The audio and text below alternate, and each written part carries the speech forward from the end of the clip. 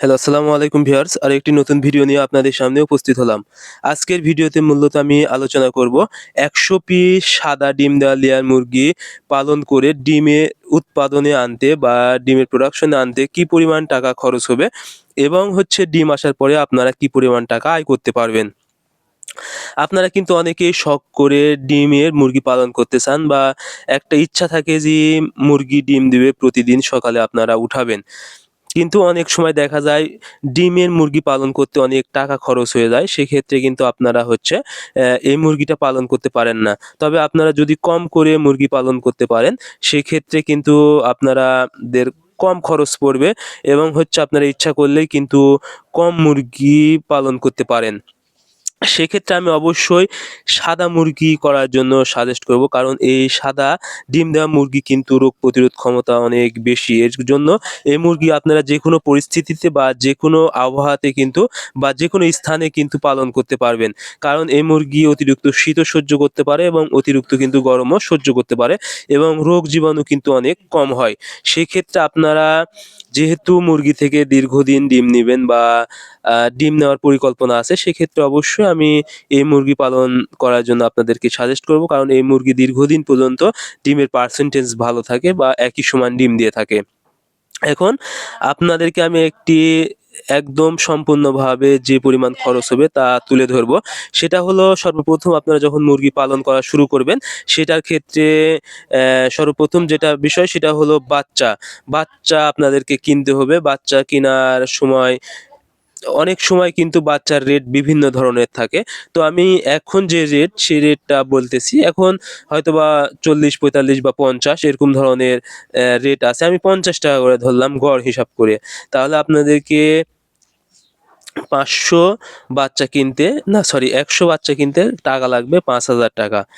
আর এখন এটা ডিম আসা পর্যন্ত এটাকে খাওয়াতে হবে। কারণ ডিম আসা পর্যন্ত আপনারা শুধু মুরগি খাবেই। অর্থাৎ ডিম আসার পরে গেছি না আপনারা লাভ পাবেন। তো ডিম আসা পর্যন্ত এই ১০০ টি সাদা মুরগি প্রায় ১৪ থেকে ১৫ বস্তা খাবার খাবে।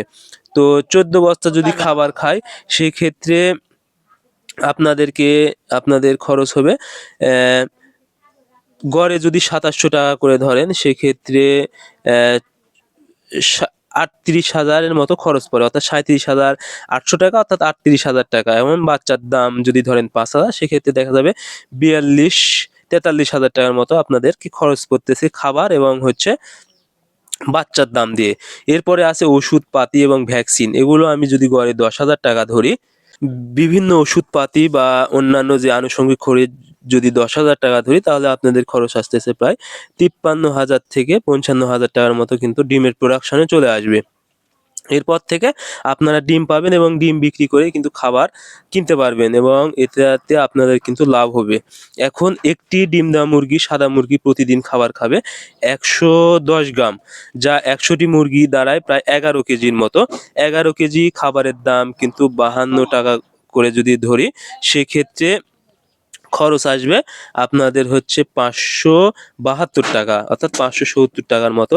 এবং যদি ডিম আপনারা বিক্রি করেন, প্রতিদিন আপনারা ১০০ টা মুরগি থেকে প্রায় ৯০ টার মতো ডিম পাবেন। সেক্ষেত্রে কিন্তু ডিমের বাজার বিভিন্ন সময় আবার বিভিন্ন রেট থাকে। অনেক সময় ৳৬০ থাকে, ৳৮ থাকে, ৳৯ থাকে, এমনকি ৳১০ ও ডিমের বাজার লেগে। তখন আপনাদের যে রেট থাকবে সেই অনুযায়ী কিন্তু আপনাদের লাভ হবে। আমি যদি গড়ে ৳৯ করে ধরি ডিমের বাজার, সেক্ষেত্রে আপনাদের ৯০ টা মুরগি যদি ডিম দেয়, সেক্ষেত্রে আপনাদের মুরগির দাম আসবে ৳৮১০। আর খরচ ৳৫৭০। তাহলে আপনাদের দিনে ৳২৫০ থেকে ৳৩০০ লাভ হওয়ার সম্ভাবনা থাকবে, যা মাসে ৳৮ থেকে ৳৯,০০০ হতে পারে।